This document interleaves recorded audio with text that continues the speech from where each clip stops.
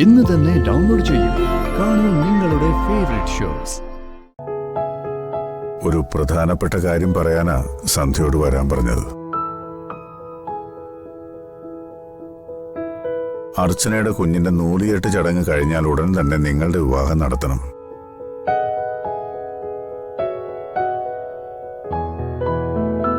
ഇനി അതിനായി കാത്തിരിക്കേണ്ട കാര്യമില്ല.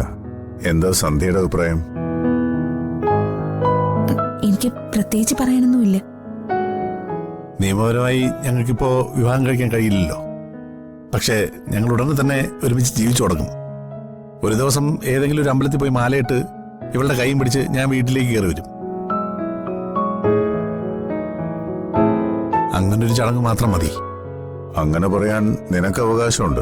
അനുഭവം കൊണ്ട് നിന്റെ മനസ്സ് അതിന് പാകപ്പെട്ട് കാണുകയും ചെയ്യും. പക്ഷേ എന്റെ ആഗ്രഹം അങ്ങനെയല്ല.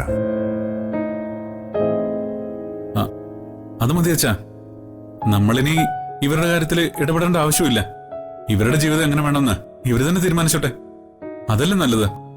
അവരുടെ തീരുമാനത്തിനാണല്ലോ നമ്മൾ സപ്പോർട്ട് ചെയ്യുന്നത്. പക്ഷേ ഞാൻ പറഞ്ഞു വരുന്നത് അതല്ല.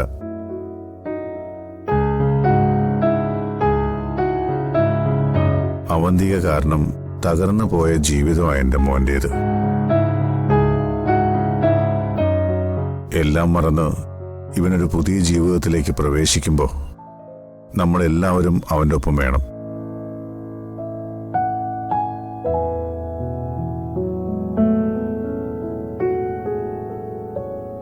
എല്ലാ ചടങ്ങുകളോടും ആർഭാടങ്ങളോടും കൂടി മോളെ ഇവിടേക്ക് കൊണ്ടുവരണമെന്നാ അച്ഛന്റെ ആഗ്രഹം.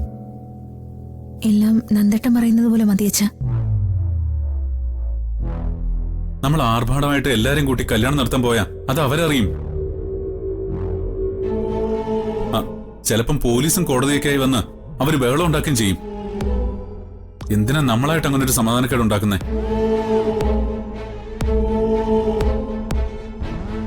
നിങ്ങളെ മനസ്സിലാക്കുന്നതിൽ അച്ഛന് തെറ്റുപറ്റി മോളെ. ഇനിയെങ്കിലും എന്റെ മോനൊരു നല്ല ജീവിതം കിട്ടിയാൽ മതി. അതിന് നീ ഇവന്റെ കൂടെ വേണം. കുടുംബ കോടതിയിലെ ആദ്യത്തെ കൗൺസിലിംഗ് നാളെ. ഇനി എന്തിനാ ഒരു കൗൺസിലിംഗ്? എത്രയും പെട്ടെന്ന് ഡിവോഴ്സ് കിട്ടണം. അതാ നല്ലത്. അതിനുവേണ്ടി എത്ര കോമ്പൻസേഷൻ വേണമെങ്കിലും നമുക്ക് കൊടുക്കാം. നാളെ കൗൺസിലിംഗില് അവൾ എന്തൊക്കെ പറയുമെന്ന് എനിക്കറിയത്തില്ല. എന്തായാലും ഒരു കാര്യം ഉറപ്പാ, അവൾ ആദ്യം പറയാൻ പോകുന്നത് അവൾക്ക് ഡൈവോഴ്സ് വേണ്ടെന്ന് തന്നെ ആയിരിക്കും. എല്ലാം അച്ഛനും നന്ദേട്ടനും കൂടി തീരുമാനിച്ചാൽ മതി. ഞാനെന്നാ അടുക്കളയിലേക്ക് ചെല്ലട്ടെ. ചെല്ലുമോളെ. അവിടെ കുട്ടികൾ നിന്നെ കാത്തിരിക്കുക.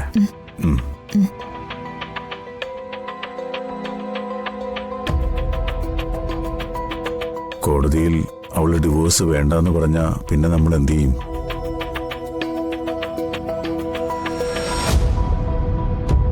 അച്ഛനതോർത്ത് വിഷമിക്കണ്ട.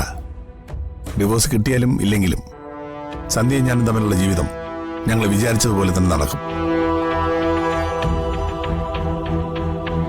അതിന് യാതൊരു മാറ്റവും വരാൻ ഞാൻ സമ്മതിക്കില്ല.